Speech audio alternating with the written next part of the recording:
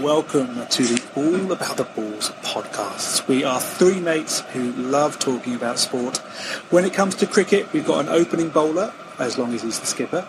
We've got a guy who will throw a genuine tantrum if anyone tries to stop batting him at number 4. And we've got an all-rounder whose hero is Freddie Flintoff. My name is Ollie, and I am joined by my co-hosts Boyce and Gareth. Gentlemen, how are you both? I'm good, thank you, Ollie. I'm just shocked that Gareth has described himself as an all-rounder. Absolute joke. Well, I don't want to go down this road again, but I was the Bruno Fernandes saviour of our first team cricket season. But that was just... No, that's not true. Actually, that's not fair. We had a good all-round side because I know many of the people I played with listen to the podcast, so I love them all. It was a healthy addition to the side. But anyway, enough about me and my bowling antics. Yeah. Yes, very good. Halfway through the week, loving life. We're all good. Ollie, how are you? We never ask you how you are, really. Yeah. So selfish, mate. I'm good. I'm really good. You know, I'm very, very good. I'm enjoying this new format. So, I mean, for those who haven't listened to the episode from yesterday, hey. This is actually the week we start something new and exciting for the podcast. So, as most of you will probably know, having listened to us for a while, we normally do like an hour ramble once a week, and we cover off football, cricket, a bit of rugby, and sort of anything else that takes our fancy. But for the next few weeks, we're actually trying something a little bit new. We're going to start each week doing 3 or 4 shows per week. Each show will be a little bit shorter, so it's about 20 minutes or so, and it's going to focus on one specific sport. So yesterday we had our football episode, and that should already be in your podcast app, if we've managed to set it up right. And this one is going to be focused on all about the cricketing world and what's going on there. And then tomorrow will be our rugby show. And then to wrap up the week, we've got a special show with a good friend of the show called Maddie, who's a bit of an AFL wizard and expert from down under, and she's done a special interview with us to introduce us to the crazy world of Australian rules football. But before we go off down a tangent, we're going to talk about cricket. Lads, have you been following all of the international cricket that's been going on at the moment? There's been a lot going on. Yeah, it's good. Gareth, have you? Yes, I've been gripped in the Test series down in New Zealand, and which, you know, it's just non-stop gripping stuff watching them down there. And I have been watching the ODI series and T20 series with Australia and South Africa, which has been very entertaining, actually, and very topsy-turvy. Yeah.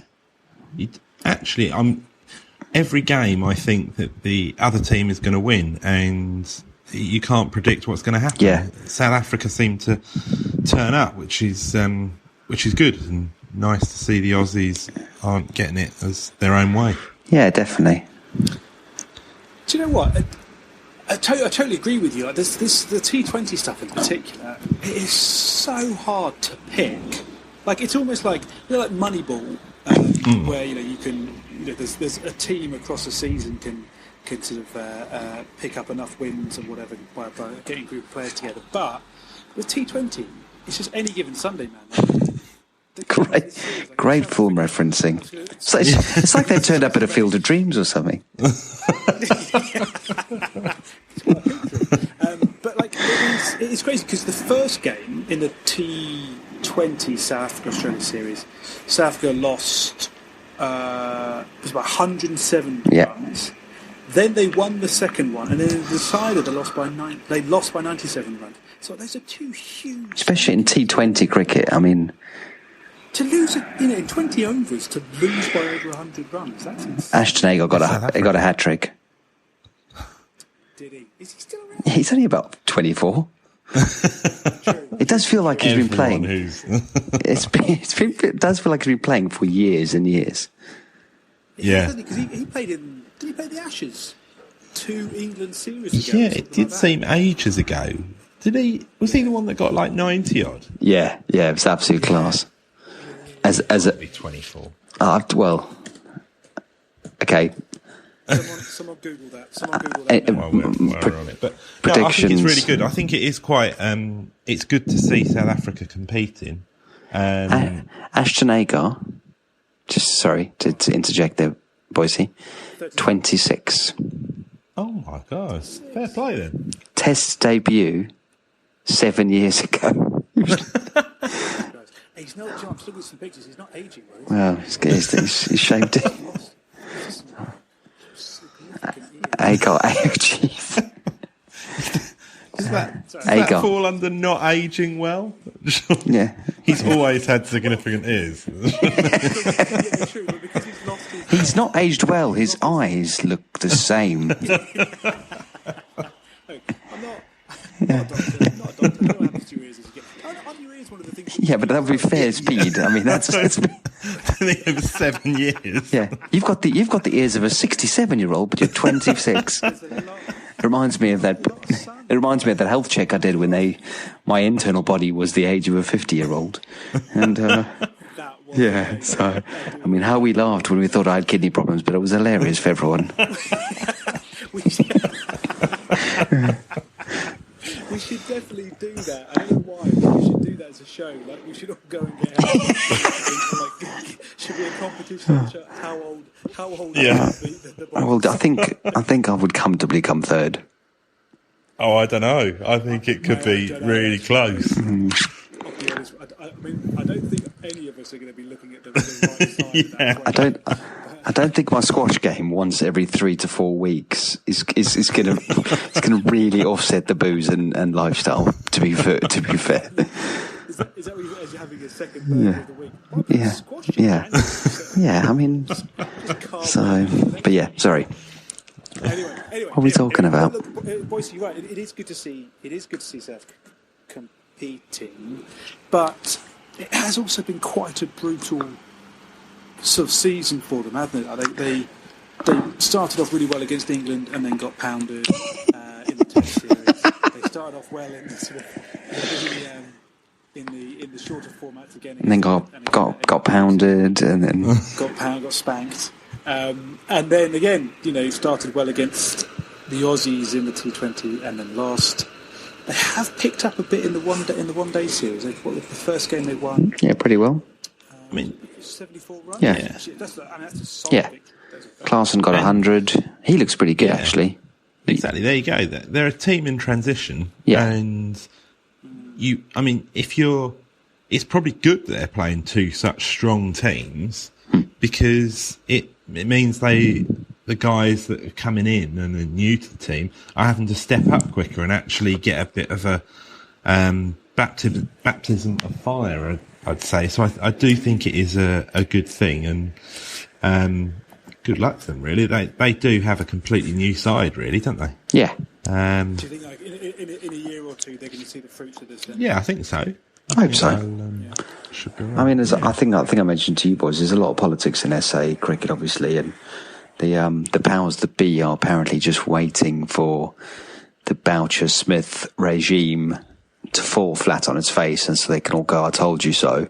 And I don't think it's going to come, and I'm hoping they're going to stick two fingers up to the hierarchy and go, actually, if you listen to us, we can build a team here, because they're both very good cricketing brains, and they are stubborn, good old school cricketers who just want to do well and bring the right people through. So I'm hoping they give them the time. Is there? There's been a lot in the press about the schmozzle that the cricket South Africa authorities are actually there's like a disaster. But is that true for rugby as well? Because old Razzie, man, if there was anything, he's going to manage to cut through it and then take the team to World Cup success. I can't believe you just said schmozzle. That is going to stick. I'm going to use that tomorrow. I'm using that tomorrow in a meeting. I tell you what, these sales figures are an absolute schmozzle. Mate, you drop that. You can say it with a soft tone. You can say, "This is fucking." Yeah, I like it. I like it. Sorry. You were on a real serious tangent there. I'm really sorry. Sorry. I was talking about bloody. Sorry. That's a schmozzle in itself. That is a schmozzle. Is South African cricket more of a political mess, or is it more politically affected than rugby? Well, I think it's probably where South African rugby was 3 years ago. And I think it's taken a bit of common sense and a bit of trying to get the balance right of developing people, bringing them through, and I think obviously Alistair Coetzee, going on to rugby, but Alistair Coetzee for the rugby, I think he was just out of his depth, and I think he was an appointment too far for him. And they made an appointment with Rassie Erasmus, and they got, obviously, clearly turned things around. I think the South African cricket side will do the same. There's just a lot of politics, and I think it does seem to go through little periods where the best players are being picked, and it goes through periods where they're trying to tick boxes as opposed to bringing the right guys that can do a job. So. Yeah, I don't know. It's really easy to say from this side of the equation, kind of like, surely the thing they need is just success, and the more success that team gets, the more attractive it will be to the sort of the nation in general, and it will get more funding at all levels and all communities. That's probably a very simplistic, sort of naive point of view on it, but like you say, they do seem to be hampering the sport in the country by trying to use it as a tool for cultural change. Yeah. I don't know if it can do that. Well, I think that's the same in all countries, really. National team success brings with it a lot of things. It brings the support of a nation, and the nation gets behind them, and then you see that through more players playing it and better teams coming through. So I think it's quite important. It's just, I'd say South Africa's probably more politically sensitive. Is that fair? That if the teams aren't doing well, then a lot more there's a greater cultural impact than maybe elsewhere. But it also knocks on that there's short-sightedness around that, because exactly like you're both spot on that actually, but that's a long-term plan, isn't it? We're going to win a tournament now, and we're going to launch a grassroots thing that's going to bring people who are going to be playing cricket in 15 years. South Africa want to try and fix the problem overnight and go, well, why are there not enough players who have this ability from this background tomorrow? And it's just, I think that's the problem. I think there's just always been that short-sightedness of the way it operates. But yeah, that would be the common sense, logical approach to do that, to get the side performing well, get people enjoying going down. The stadiums are empty, bar a couple of select things, i.e. a couple of grounds on a Sunday or a Saturday game, and bar the New Year's Day test and the Boxing Day test, the grounds are empty. And it's just, the tickets aren't a lot. Our tickets are about $5. Really? Yeah, okay, I'm going back a few years, but I went to watch England, South Africa in ODI, and it was £3.50. I was bringing those good pound sterlings back, but it was still not expensive. Even that in rands is not a lot. And then, so I just think it's bizarre. It's bizarre. But how long ago was that? Was that when Ashton Agar had normal-sized ears, or it was actually, I think he had the ears of about a 15-year-old. Oh, right, yeah. So absolutely tiny ears. That's one of the weirdest phrases that we've ever heard. He had the ears of a 15-year-old. You started this. What a load of schmozzle. I did not start that. Anyway. So there's 2 more ODIs left. And I think one just after this show comes out, actually, so it'll be interesting to see what happens there. Are they playing a test series as well, the Aussies and South Africans, or is it just... That's an excellent question. And I'd love to... I think it's just ODIs, because I think that... Actually, I know it is. It's just ODIs and T20s, because this whole year is geared up dramatically for the World T20, really. So I think South Africa have got their next test series is against the West Indies. Yeah, okay. So they should be targeting to win that. But actually, speaking of the test series, the Kiwis have just wrapped up 2-0 against India, and done it quite comfortably. Just what New Zealand do, isn't it? Quietly go about, just beating the best team in the world, and no one really notices, but they just do it very well. So fair play. And apparently they've pissed Kohli off as well, which makes it even better. Yes. How have they done that? What, by beating him? Yeah, I think it seems like it's just he's not enjoyed losing as much as you thought he would. I thought he was a pretty good loser, but No. It turns out he's not. So I think he was just mouthing off to the press, and I don't think he was particularly supportive of his own team. And I think, yes, I do like a bit of controversy. So good on him. Well done to New Zealand. Yes. They just also, it must be so annoying losing to Kane Williamson because he's such a nice guy. Yeah. Do you know what I mean? There's no, like, you can't even get. Kohli's getting really lippy, I'd imagine, and he's just like, "Yeah, mate, well played, good, just really nice." But you guys were good. You were so good. It was so close. Don't worry about it. There's always another one. I mean, why don't we split it? Why don't we split it? Yeah. Cricket. You know what? Cricket's the real winner, except for the points I've taken for the Test Championship. But otherwise, cricket's the real winner. But it just. Actually, No, go on. What are you going to say? No. I mean, I was just going to say that Kohli has had a bad series as well. Yeah, and I think that says a lot. Dave Warner-esque. Yeah, give him the border medal. But I think it just shows that this Indian team, they do rely on Kohli, as they've got a lot of world-class players in there. But if their best player's not firing, I think they'll struggle, and it just shows how hard it is to go to New Zealand and win. They're not an easy team to beat, so fair play to them. Well, this is one of the things. I did read something about the Kohli press conference today, I think it was, and he was saying that yes, it can be harder to play overseas and whatever, particularly if you're in India playing in a very different environment where the ball will tend to swing more and whatever. But that's no excuse. We haven't got our heads right. We've just got inside our own heads, talked it up more than it should actually been talked up, and we should have just got out there, backed ourselves and played. But we've been hesitant. We haven't got our feet moving, and we've suffered because of it. Like, you look at the scores.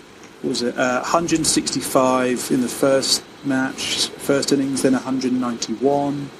242 and then 124. Like, just from the top Test side in the world. That is shocking. Yeah, and I wonder how much they actually get up for it. I imagine going to New Zealand, a lot of teams are quite complacent and actually don't think it's going to be too tough a series. But look at them. Look at the stats. If you look at the stats, then they're one of the top teams.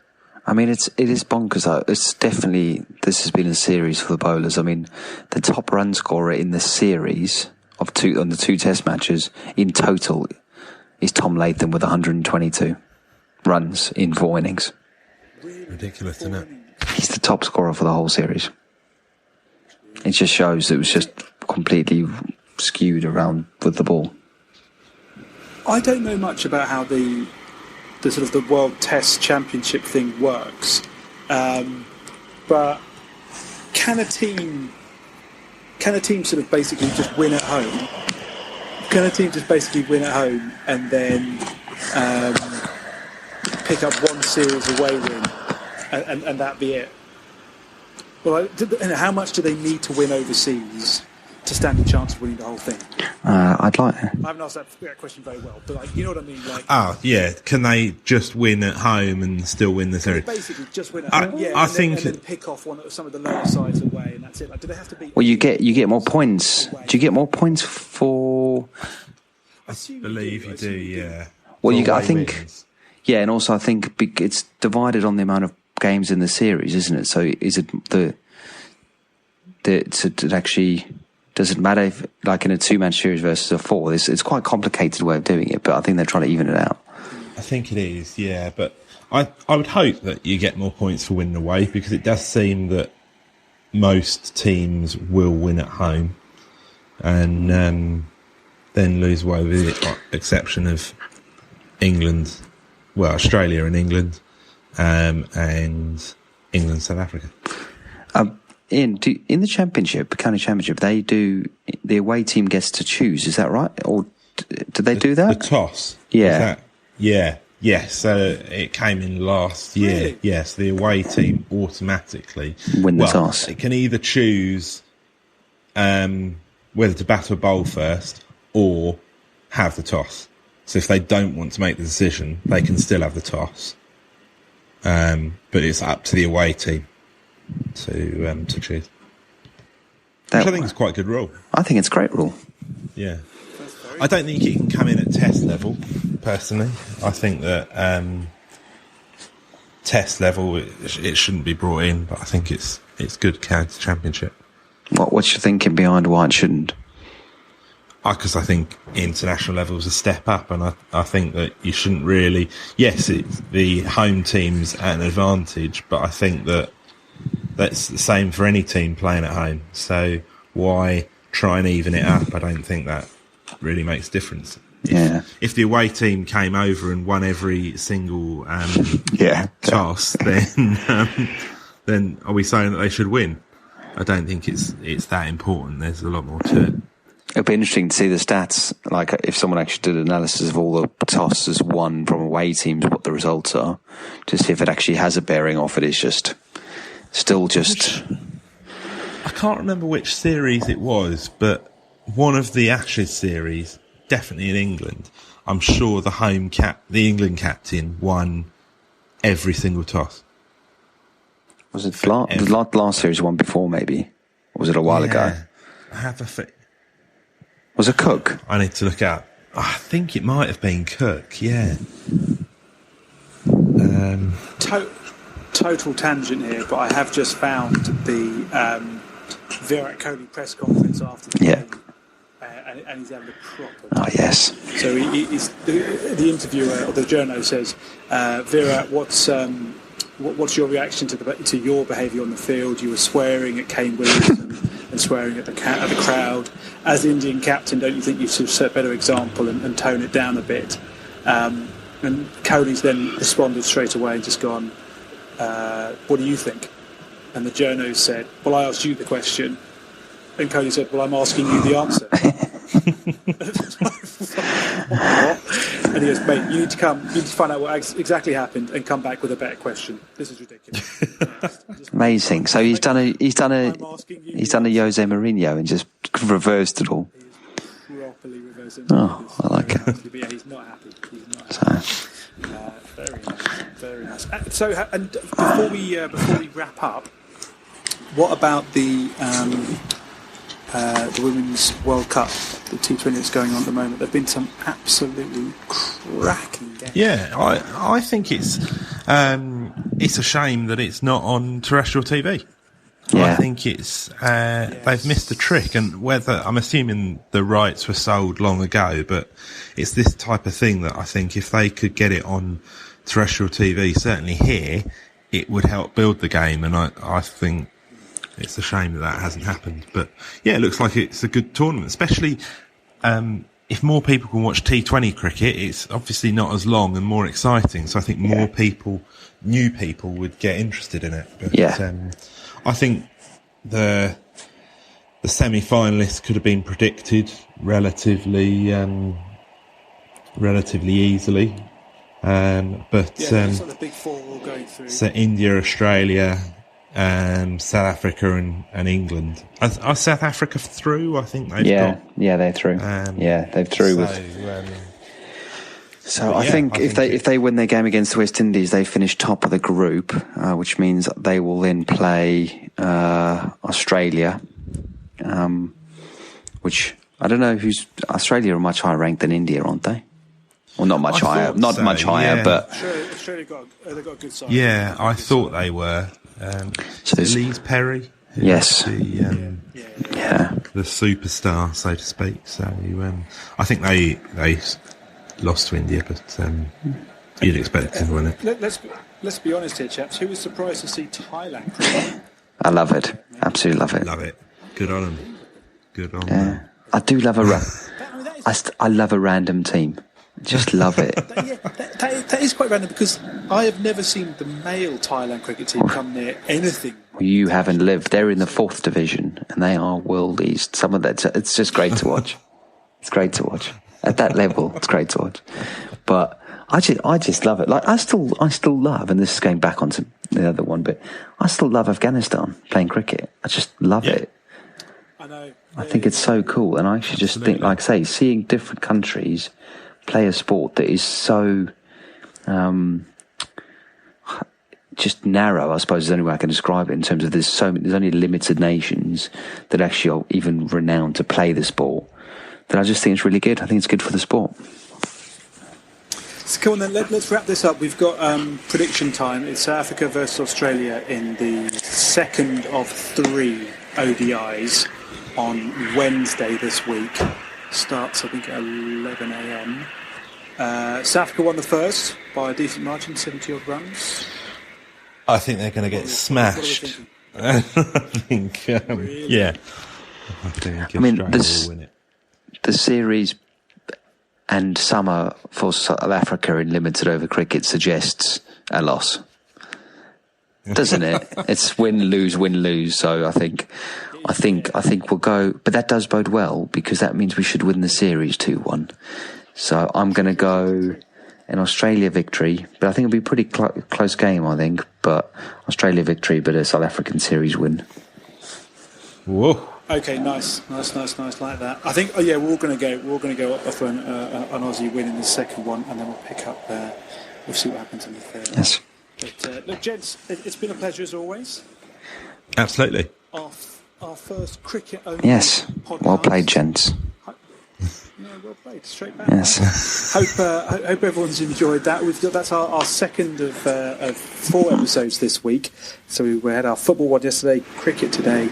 We've got our rugby one coming up tomorrow, and then our AFL interview the day after that. But for now, lads, go well. Cheers. Cheers.